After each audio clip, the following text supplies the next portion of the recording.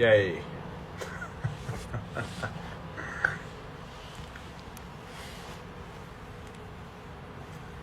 Acredito que os problemas técnicos estejam resolvidos. Eu estou aqui pelo IPOG para falar sobre o sentido das relações em tempos de isolamento. Acho que a primeira questão é como é que vocês estão. Mais do que se me ouvem, é como estão as coisas com cada um de vocês.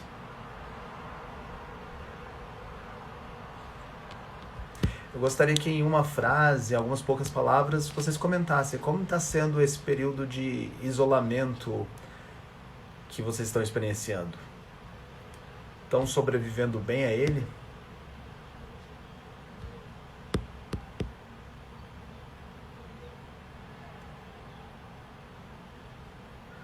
Boa tarde, Adriano.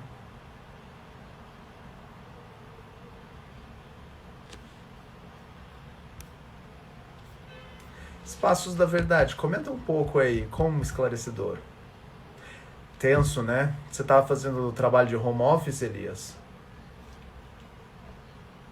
Readaptação, transformador. Redescoberta, tranquilo.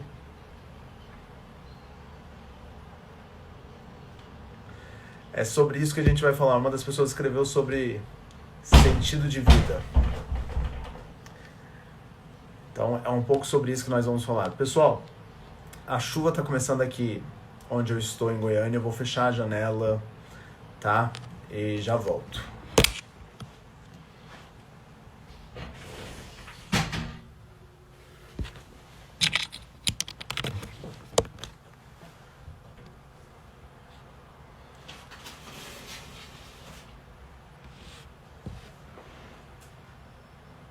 Então, cada vez mais pessoas estão entrando.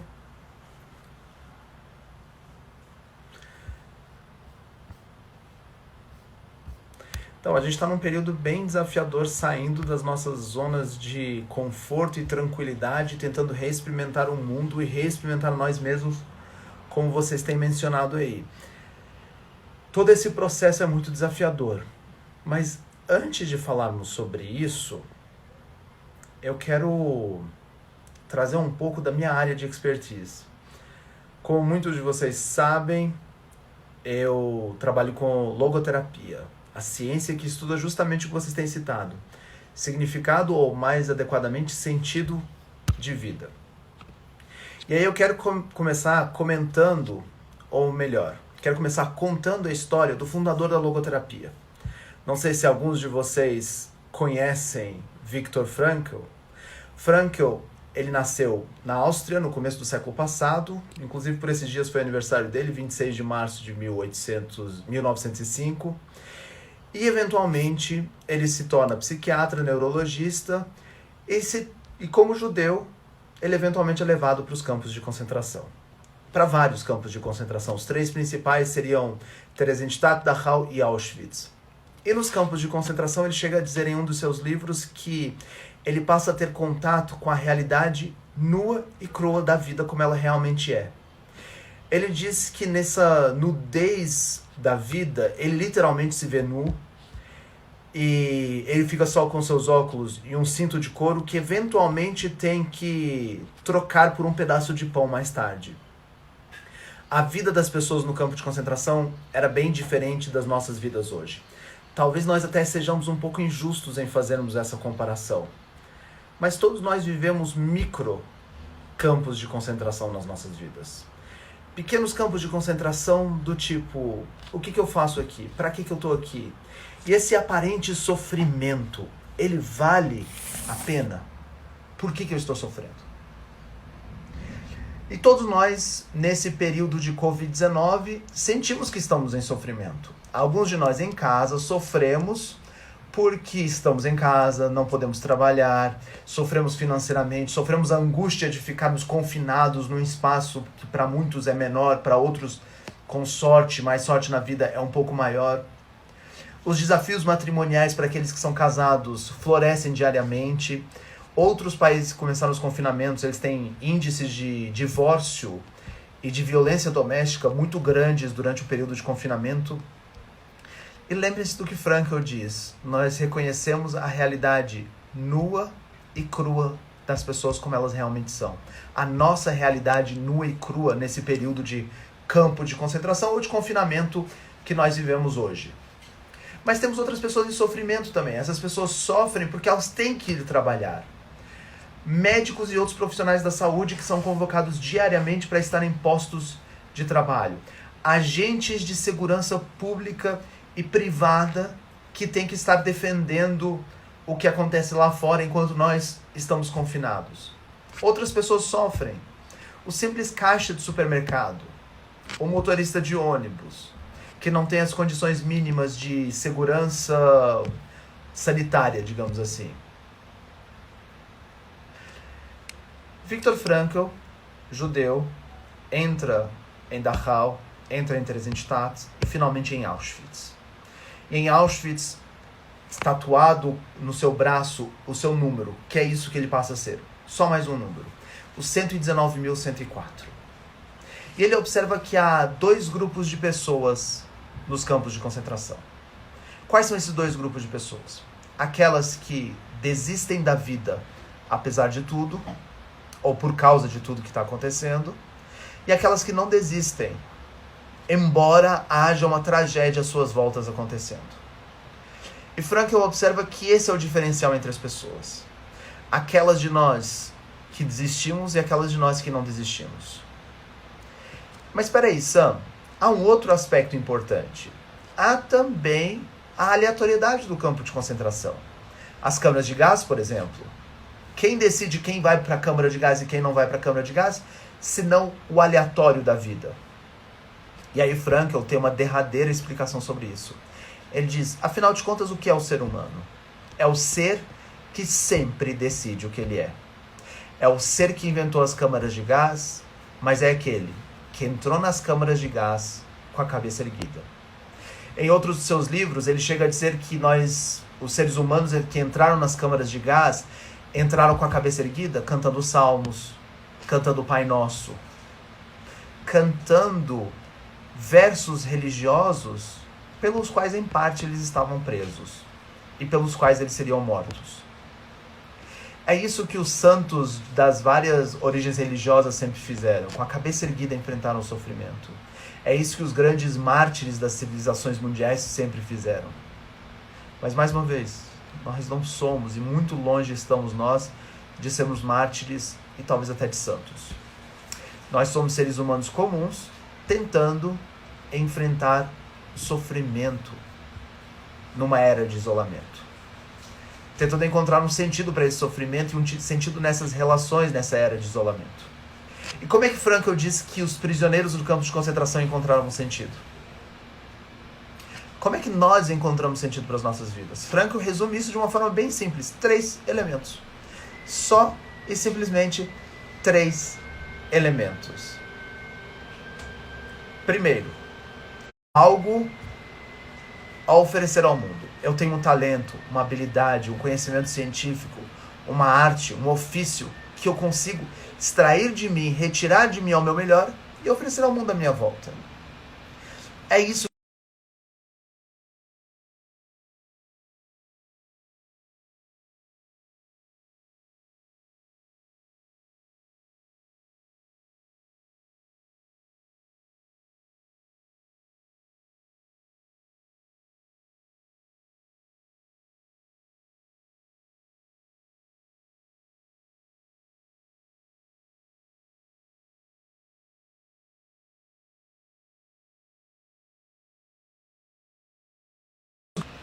A minha internet caiu. A energia do bairro inteiro no qual eu estou caiu. E apesar disso, continuamos aqui. Conseguem me ouvir?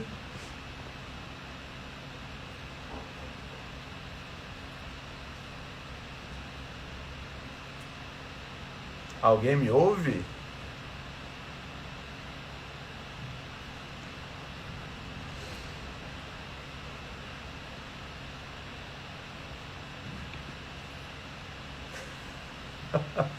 Eu estou lendo todas as mensagens de vocês.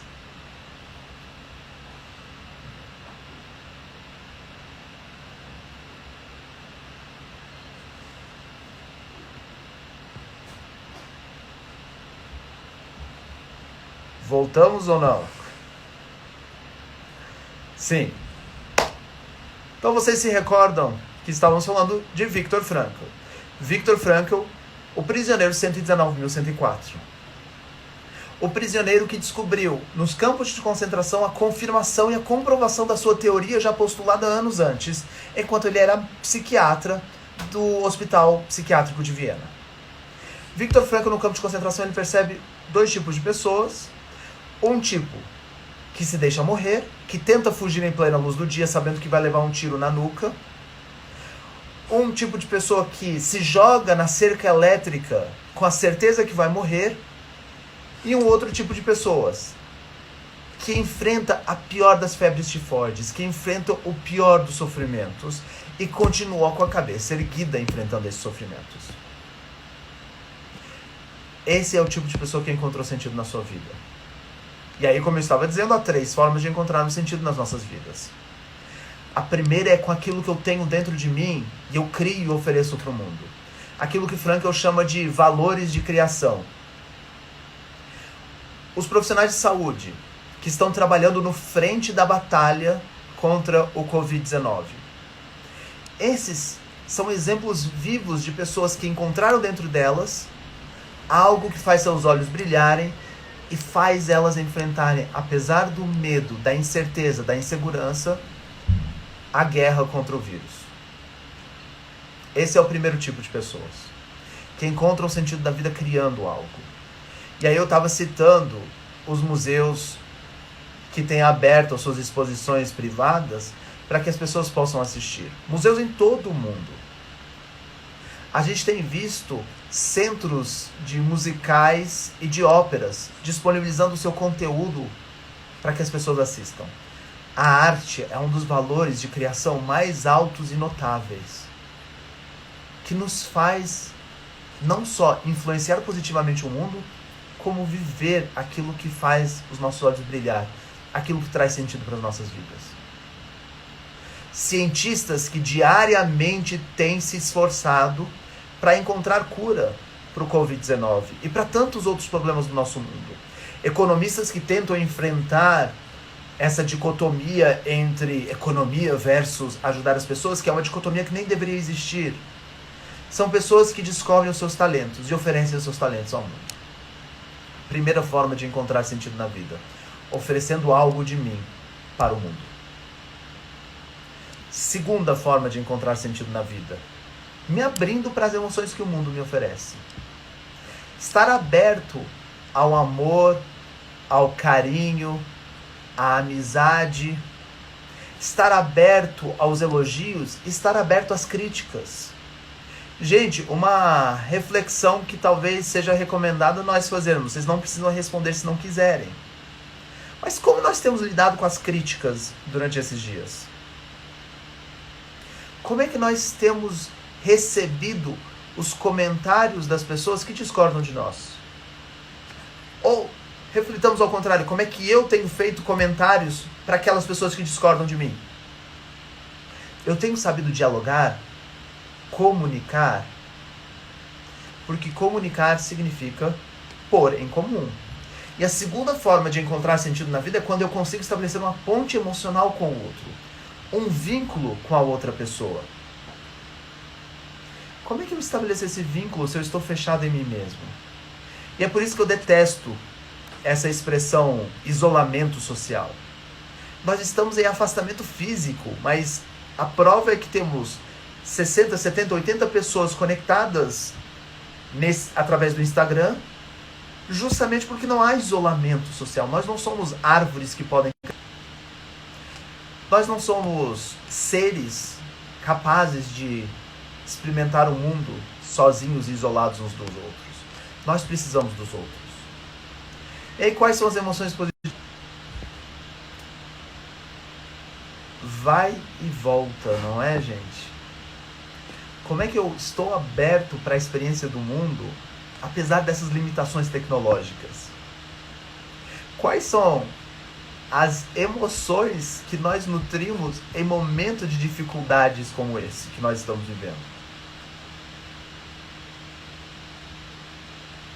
Algumas pessoas dizem que está parado, outras parece que estão me ouvindo, né?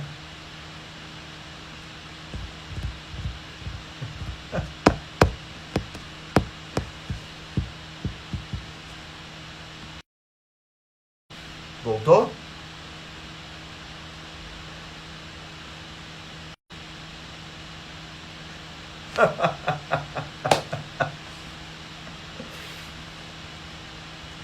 Vai e volta, né, minha gente? Ive Serpa, boa tarde. A pessoa que me levou pro IPOG, uma das pessoas que me levou pro IPOG. Boa tarde. Oscilando. Alguém escreveu aqui que está oscilando. A vida é uma oscilação. Quais são as emoções que a gente sente quando a vida oscila dessa forma? Aproveitemos a metáfora dessa tecnologia que está falhando, indo e voltando, para nos perguntarmos como é que é a nossa energia indo e voltando, se relacionando com os outros que estão conosco, ou os outros que estão longe de nós. Como é que é esse oscilar de energia? É positivo ou negativo? Eu sinto emoções como incerteza, medo, pânico, ou eu sinto amor, carinho, eu nutro respeito. E para que eu possa sentir qualquer uma dessas duas emoções, desses dois conjuntos emocionais, eu preciso estar aberto e disponível para isso.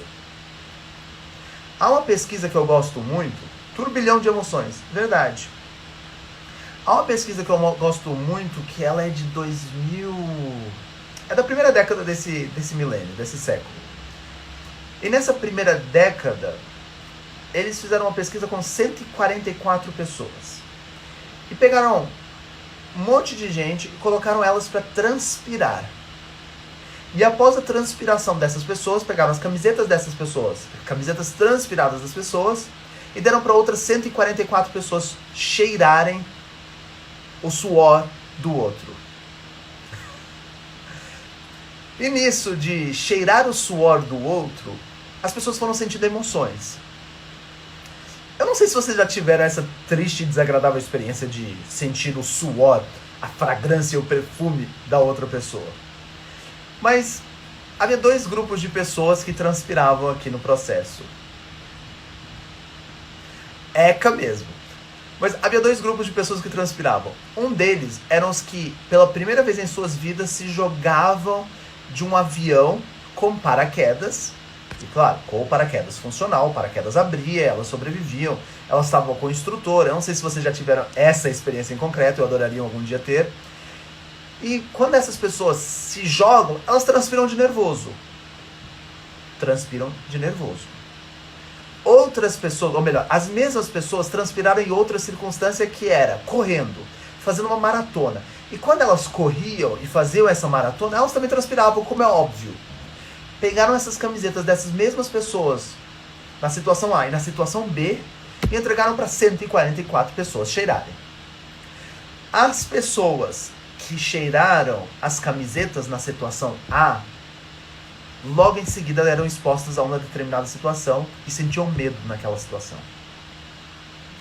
As pessoas que cheiravam as camisetas na situação B eram expostas à mesma situação posterior e não sentiam nada.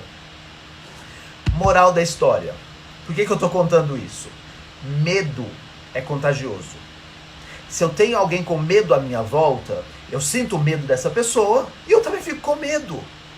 É por isso, é um dos motivos pelos quais quando a gente vai para um funeral, a gente sente a tristeza das pessoas que estão tristes. A gente vê um filme de comédia, a gente pode não achar engraçado, mas o outro do lado tá rindo e a gente ri junto. As emoções são contagiantes. Nós nos contagiamos com a emoção do outro. E aí a minha pergunta é, quais são as emoções que você, eu, quais são as emoções que nós estamos nutrindo para contagiar as outras pessoas? Quais são as emoções com as quais nós estamos nos alimentando que nos contagiam.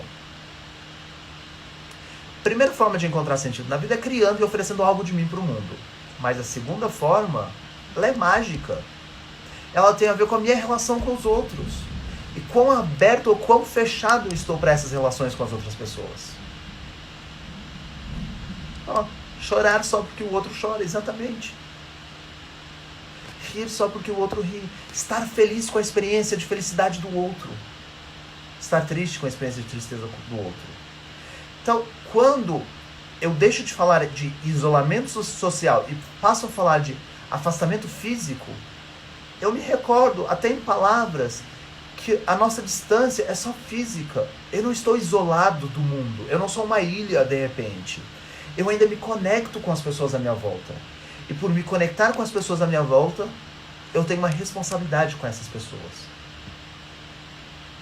Há pesquisas que dizem que nós influenciamos em 15% a felicidade das pessoas que estão conosco.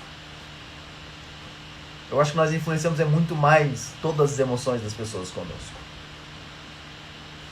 Mas, gente, eu falei pra vocês que eram 3 formas de encontrar sentido pra vida.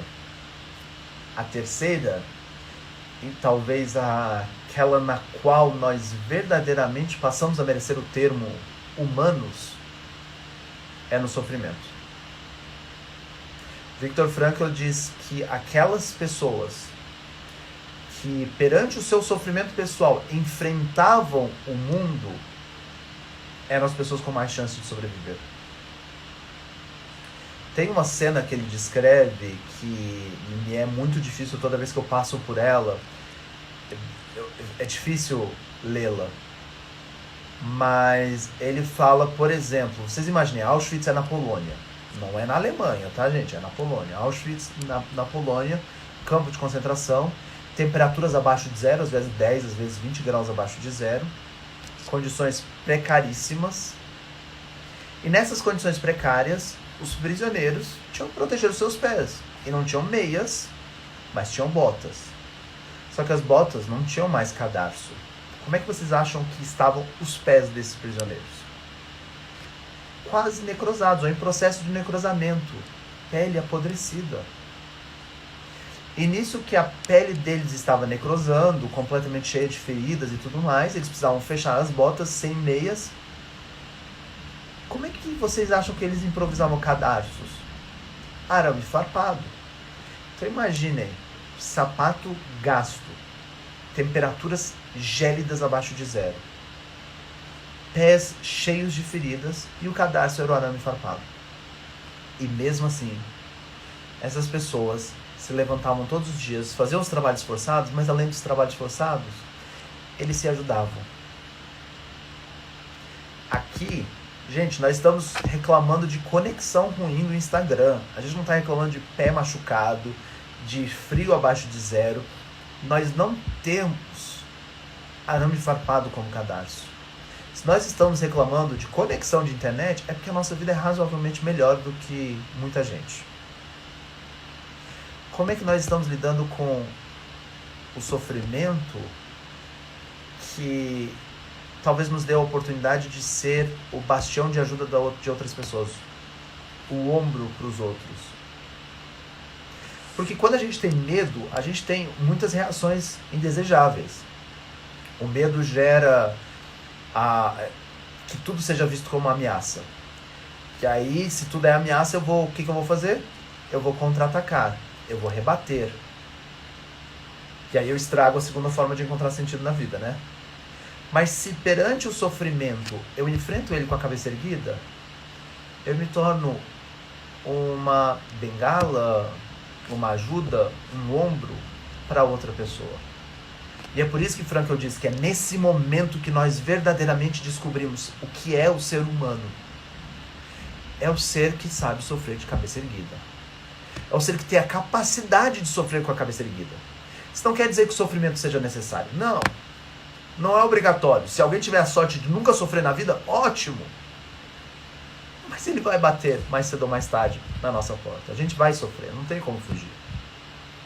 A dor física, a dor emocional, a dor psíquica, a culpa por algum erro do passado, a morte ou o medo da morte nossa ou a morte de algum ente querido, são dores, sofrimentos que vão existir sempre.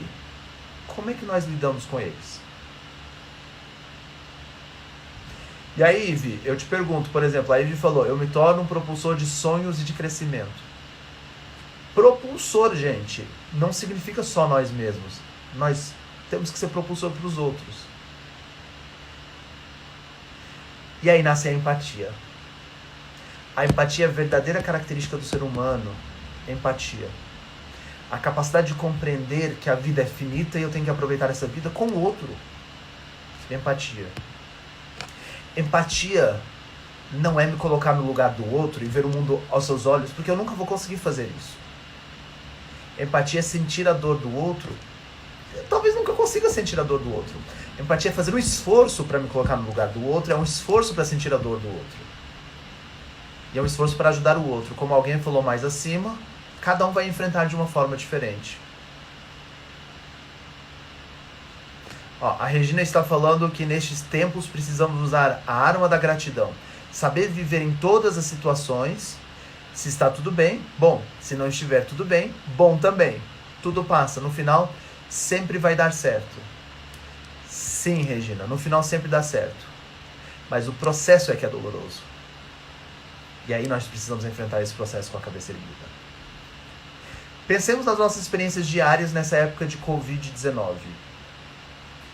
Eu não gosto muito de falar isolamento social, como eu já falei para aqueles que estão desde o começo. O vírus está aí, o Covid-19. Como é que eu estou experimentando as 3 formas de encontrar sentido na minha vida nesse processo? Quais são os meus talentos? Eu não sei quais são os meus talentos. Que pergunta difícil num momento desses. Ótimo! Que momento melhor do que esse para a gente pensar nos nossos talentos? Algumas pessoas eu tenho percebido que tinham dificuldade em identificar os seus talentos e criaram uma página de Instagram e uma página de Facebook e começaram a atrair outras pessoas com boas notícias. Outras criaram essas mesmas páginas de Instagram e Facebook, criando uma rede de contatos para as pessoas se ajudarem mutuamente. E aí vai desde ajuda física e material, como comida, ou transporte para o trabalho, até ajuda imaterial como atendimento psicológico, médico e por aí vai. É o momento de descobrirmos o talento, os nossos talentos. É difícil? É. Sabe uma pergunta mais simples para falar de talento? O que faz os seus olhos brilharem? Aquilo que faz a gente levantar todos os dias de manhã e dizer, ainda assim vale a pena? Aquilo que faz nossos corações cantarem, metaforicamente falando, esse é o nosso talento. Esse é o nosso valor de criação. É isso que nós temos para oferecer ao mundo. E nós não devemos recusar esse chamado interno que nós temos, da nossa voz da consciência que muitas vezes grita, porque temos que pagar contas. Sim, a gente tem que pagar contas. Mas isso virá também. Nós conseguiremos. Mas se nós só pensarmos em pagar contas, nós não seremos justos com o outro, nem honestos conosco mesmos.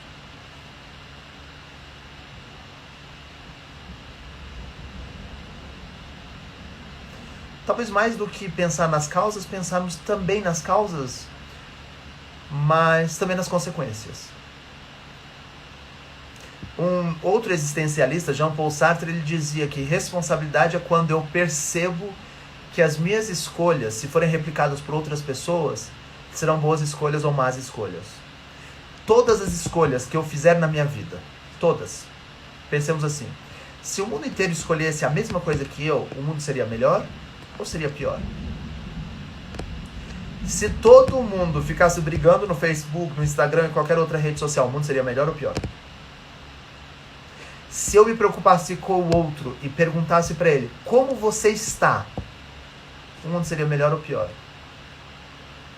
A gente já parou para pensar nisso? A gente está oferecendo algo de nós, como, por exemplo, a nossa capacidade de escuta para as outras pessoas? Oferecer algo de mim ao mundo. Segundo, e lembrem-se que o tema da live de hoje é o sentido das relações em tempos de isolamento. Então, segundo, como é que eu lido com as relações com os outros, o amor dos outros, os sentimentos que circulam entre nós? Eu rejeito eles ou eu aceito eles? Ou eu reclamo porque eu estou fechado em casa? Gente, eu estou vendo aqui pessoas de vários cantos do Brasil, de cidades que eu digo pela minha experiência pessoal, eu amo o pôr do sol. E se há uma coisa que eu admiro, é a beleza do pôr do sol. Gente, como é que vocês estão parados em casa? Vocês sequer pararam para apreciar o pôr do sol? A beleza do pôr do sol é uma das formas de vivenciarmos o mundo. É uma forma de apreciarmos e recebermos essa beleza inspiradora que o mundo nos oferece. Temos feito isso? Temos escutado os nossos mais velhos reclamando da vida, reclamando da solidão e temos oferecido ajuda? Ou temos reclamado juntos sobre isso? Temos conversado com amigos afastados? Temos reatado nós com pessoas com as quais nós brigamos e nem sabemos por quê? Sabe aquela pessoa com a qual a gente brigou há 6 meses, 10 anos, 20 anos e não lembra nem por que brigou? Esse é o momento de escrever para essa pessoa, de ligar para essa pessoa e perguntar como é que ela está. Encontramos sentido da nossa vida na relação com o outro, no amor do outro. E se nós estamos fechados para esse amor, nós não conseguimos experimentar esse sentido. E a derradeira forma, lidar com a cabeça erguida com a adversidade. Alguém recordou que por esses dias celebra-se a Páscoa hebraica. Tem uma história que eu gosto muito, que eu gostaria de compartilhar com vocês. Vocês continuam me ouvindo? Tá todo mundo aí, né? Tudo certo?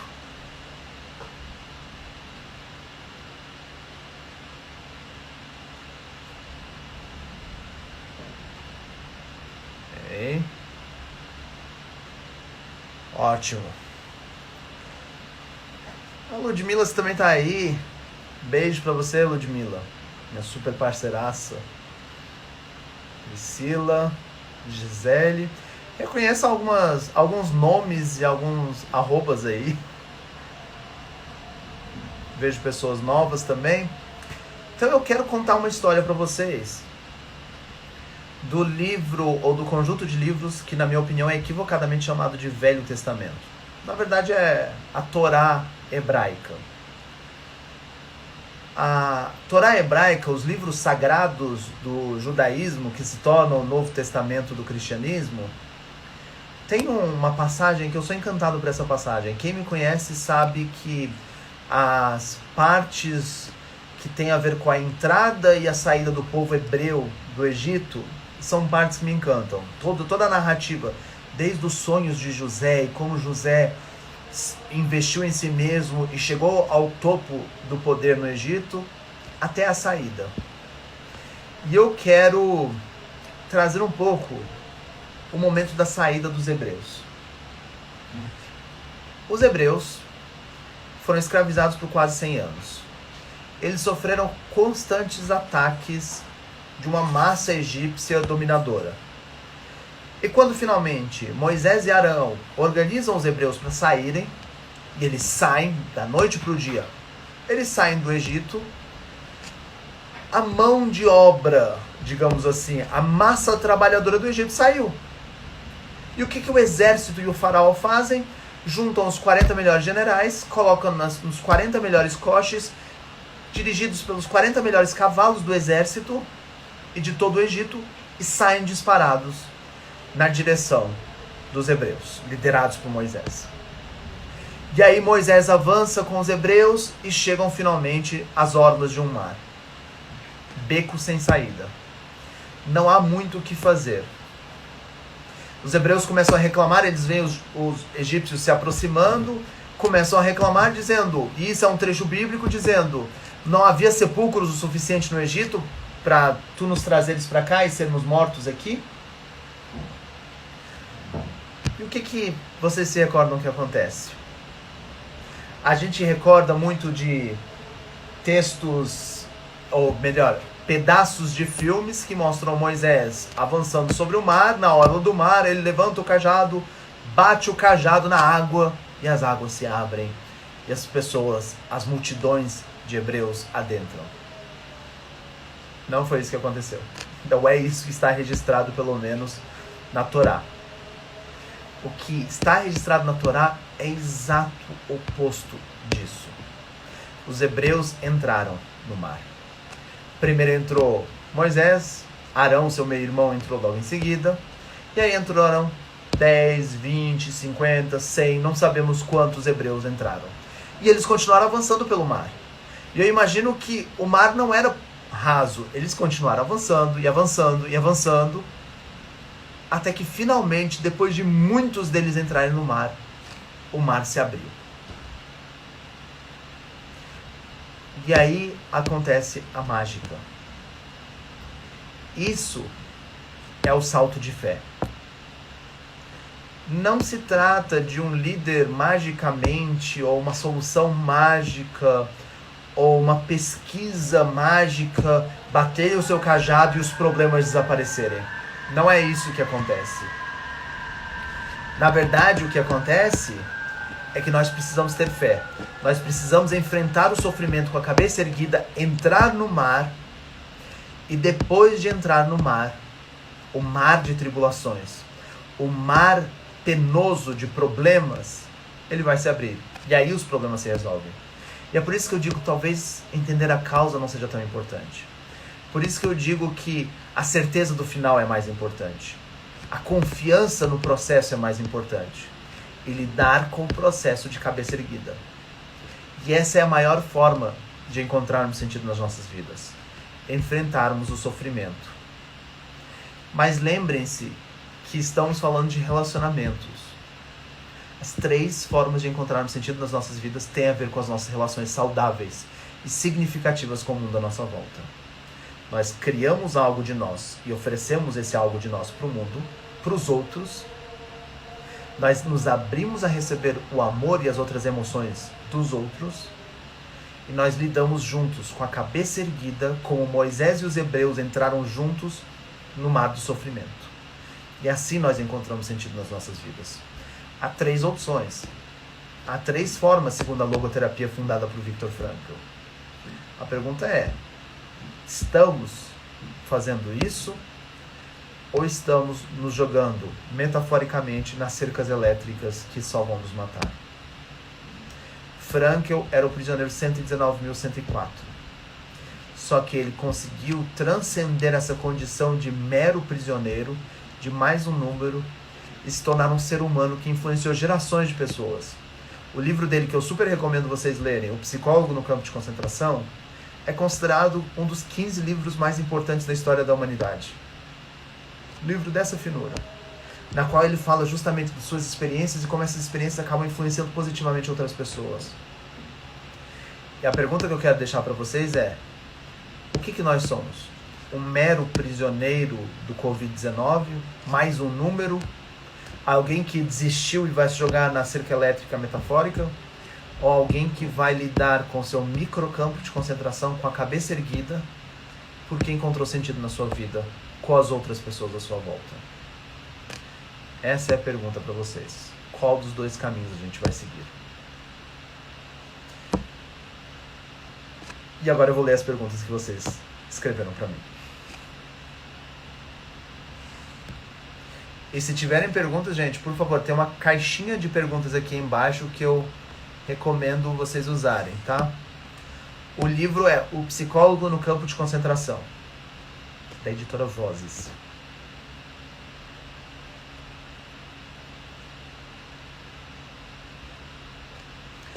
Alguém perguntou como acesso à dor do outro se este se manifesta, ou se esta, a dor, se manifesta agressiva, ou a pessoa se manifesta agressiva, quando contrariada em seu modo de pensar. E aí, gente, como é que eu acesso a dor do outro se o outro é agressivo? A própria pergunta já traz a resposta para quem fez a pergunta. Se a pessoa está sendo agressiva, provavelmente ela está com alguma dor por resolver. Só que o que acontece é que nem todos nós somos psicólogos ou psicoterapeutas para ajudar nesse processo. O que nós precisamos é, se eu não sou só mais um número, só mais uma estatística, eu sou um ser humano complexo, eu preciso ter a humildade de compreender que o outro também é um ser humano complexo. E tentar entender a dor do outro nem sempre é algo viável, nem sempre é algo possível. Mas lembrarmos que o outro é um ser humano complexo e está sentindo alguma coisa por trás. Essa questão de entender a dor do outro, como eu falei, a questão da empatia não é tão simples. Só que saibam de uma coisa. Pode parecer meio contraditório o que eu vou dizer, tá? Mas se o outro está demonstrando a sua agressividade pra gente, provavelmente ele se sente confortável para demonstrar essa agressividade. E aí eu vejo duas opções. Ou ele é um filho da mãe crápula, déspota, horrível, que uma erva daninha que a gente precisa tirar do nosso jardim, mas tirar do nosso jardim não faz dele, na verdade, o déspota horrível que eu estou descrevendo, faz simplesmente dele uma pessoa que não se encaixa naquilo que eu sou capaz de ajudar. Ou, segunda opção, é porque ele é uma pessoa que confia em você e acha que pra você ele pode ser quem ele realmente é, só que ele não sabe demonstrar isso. E aí, se for esse o caso, a minha sugestão é paciência, paciência, paciência. As pessoas que demonstram a sua dor através da agressividade, quando se sentem bem conosco, porque confiam em nós, muita paciência, gente. Muito amor, muita paciência. Em algum momento essa mesma pessoa vai entender que ela está errada.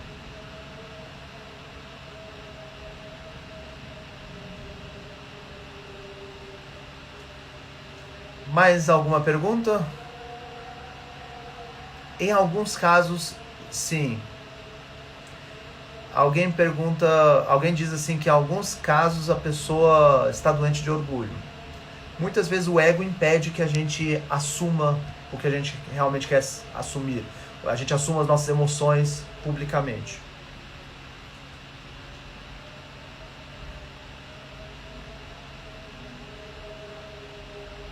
Mansidão, calma, paciência. Mas não é só não fazer nada, é uma calma determinação. É sabermos como sermos calmos. Não é fingir que não estamos ouvindo, porque isso só vai alimentar a insegurança do outro. De onde vem o medo? O medo vem da insegurança. A insegurança vem do vazio. E a gente precisa ajudar essa pessoa a preencher esse vazio interno dela. Pegar nela e fazer coisas com ela. E aí a gente vai preenchendo o vazio. E como é que coisas? Como preencher esse vazio? A gente preenche com as 3 formas de encontrar sentido na nossa vida.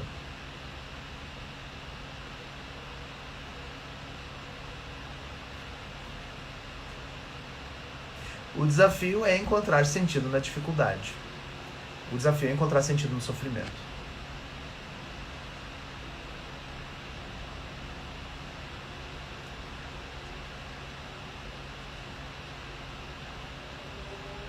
Esse é o título completo, gente. A Brenda colocou o título completo do livro. Eu falei o segundo título o subtítulo porque é mais fácil de memorizar. Mas esse é o título completo. Obrigado, Brenda.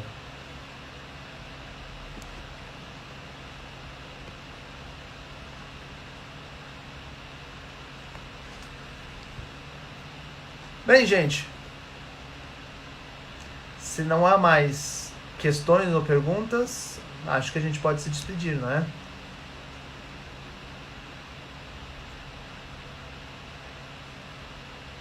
Se jogar no mar. Perfeito, Gisele. Eu acho que quem tem contato com a logoterapia e com as ideias de Viktor Frankl não pode simplesmente ver o rio da vida passar. E ficar analisando e dizer, que legal, esse é o fluxo da vida. Não, a gente tem que se jogar no mar. A gente tem que se jogar no rio. E às vezes até nadar contra a corrente. É doído, é difícil, mas talvez às vezes a gente deva fazer isso. Se jogar nesse mar metafórico. Tô vendo aqui mais perguntas. Vamos ver as perguntas. Alguém pergunta se a dificuldade de relacionamento vem da dificuldade de relacionamento consigo mesmos. provavelmente. Porque, reparem, eu não digo ter amor do mundo. Eu digo estar aberto para o amor do mundo. Quem é responsável para essa abertura sou eu mesmo. Se eu não estiver aberto para receber o amor dos outros, eu não vou receber. Por mais que os outros sejam amorosos. O que volta para a primeira questão do agressivo / com medo. Que é exatamente isso. A pessoa não está aberta ainda para o outro. E por isso nós devemos ser pacientes com essas pessoas. Como esquecer algo de ruim que a pessoa te fez? Uau! Como esquecer algo ruim que a pessoa te fez? Antes havia um vínculo longo, hoje existe a distância. Primeiro, se a gente nem lembra o que a pessoa fez, eu acho que não era tão ruim. Se a gente ainda lembra, aí talvez não seja tanto um problema do outro. Aí o problema é nosso. Esse rancor precisa ser trabalhado em nós.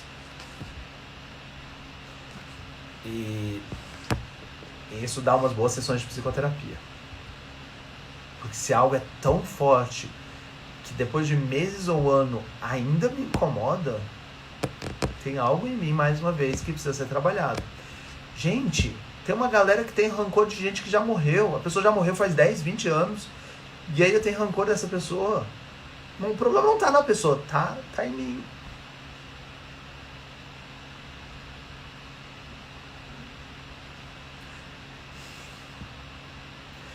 A Regina pergunta, e quem não sabe nadar?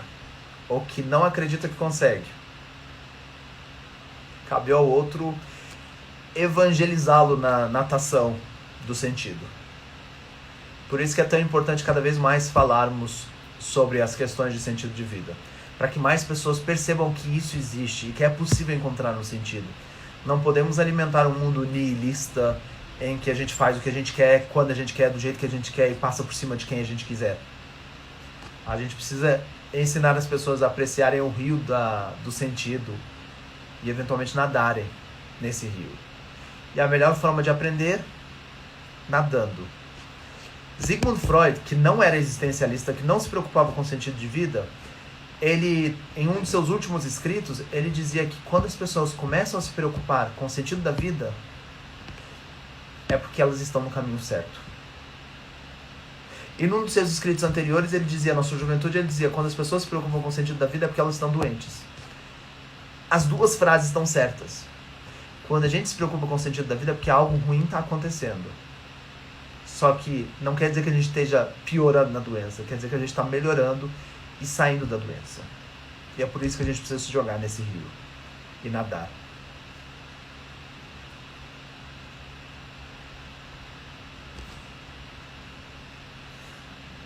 Deixa eu ver mais perguntas.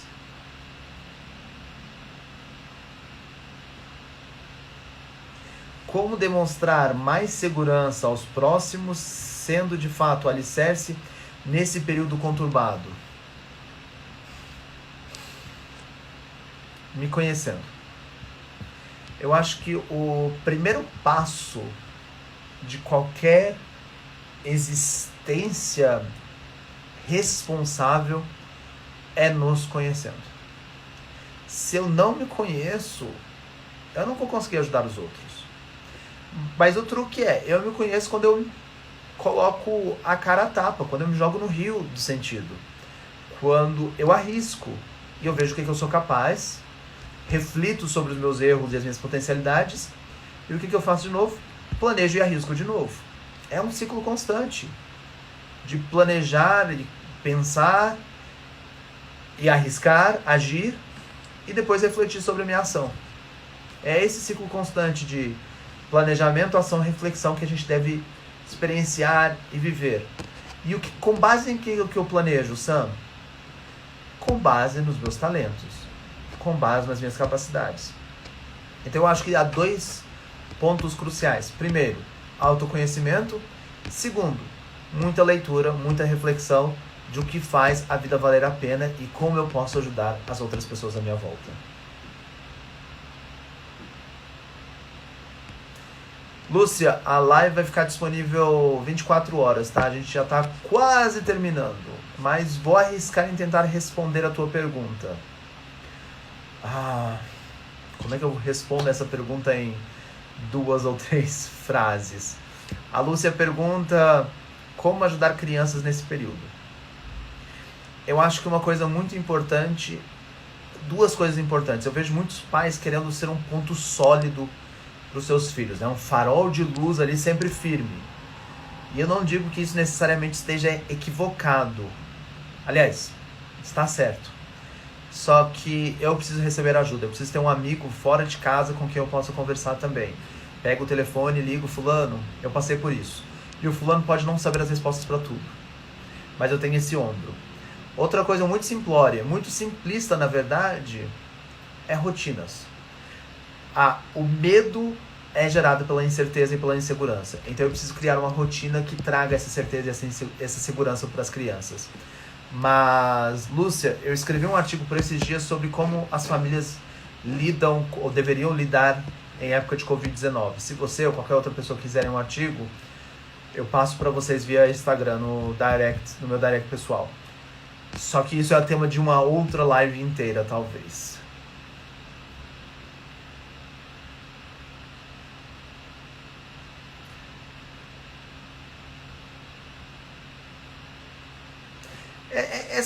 A prece do Pai Nosso sempre me chamou a atenção nesse trecho. Assim como nós perdoamos a quem nos tem ofendido. Eu acho que nós estaríamos um pouco lascados se Deus perdoasse as nossas ofensas da mesma forma que nós perdoamos a quem nos tem ofendido. Eu acho que a prece do Pai Nosso é, na verdade, um encorajamento para que nós perdoemos as pessoas como nós queremos ser perdoados. E aí você tem toda a razão. De fato, muito, muito, muito bem lembrado. Nós precisamos aprender a perdoar os outros da mesma forma que nós queremos que Deus perdoe as nossas ofensas. Perfeito.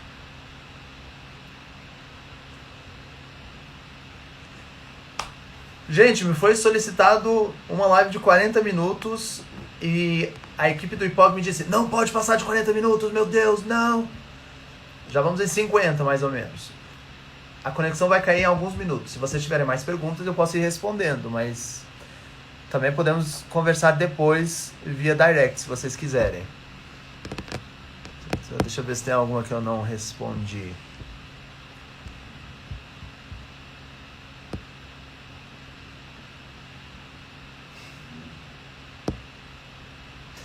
Alguém compartilha uma experiência que eu vou ler para vocês. Eu tive uma pessoa que foi muito ruim comigo. Hoje entendi que ela contribuiu com o meu sucesso. Eu só pratiquei o perdão e tá tudo bem. Talvez seja um pouco isso que a gente precise entender. Que os males da vida não vêm só para atrapalhar. Às vezes eles ajudam.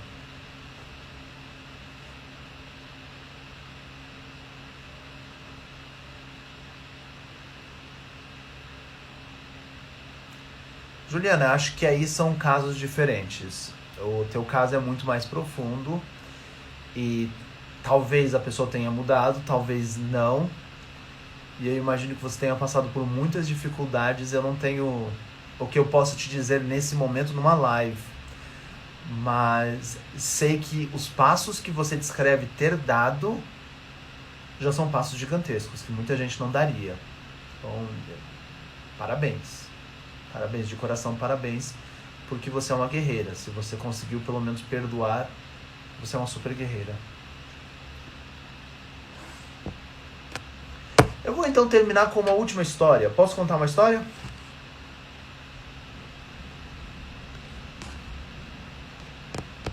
Quero contar uma última história bem simples. Alguns de vocês talvez não saibam, né? Alguns estão tendo contato comigo pela primeira vez. Eu sou descendente de persas e tem um livro que eu gosto muito chamado Os Sete Vales, que, se vocês me permitem, eu quero contar um trecho desse livro, uma das histórias contadas nesse livro. Coach Leonete Braga adora histórias. Que bom, eu também. A história basicamente é a seguinte, e acho que muitos de vocês vão se identificar em momentos diferentes da história, possivelmente. Imaginem, certa vez, havia um apaixonado que muito sofria pela paixão ou pelo amor que nutria por sua amada. Os amigos tinham perdido a paciência com ele, os médicos não tinham cura para os sentimentos e as emoções dele, porque convenhamos, o que pode curar um coração apaixonado se não a presença e o sorriso da sua amada? Chegaram mesmo a encontrar ele certa vez peneirando as areias do deserto, ele apaixonado por Leili, quase uma princesa, e o amigo virou para ele e disse: cara, o que você está fazendo? Peneirando nas areias do deserto, com lágrimas nos olhos. Uma frase que pode parecer muito tosca, mas na verdade de uma profundeza incrível. O apaixonado Majnun, ele responde: eu procuro Leili. Mas como Leili? Responde o amigo. Leili é feita do mais puro espírito e você a procura nas areias do deserto? Eu a procuro em toda parte. Em algum lugar eu a hei de encontrar. E meses se passam. Nada acontece e Leili não está em lugar nenhum.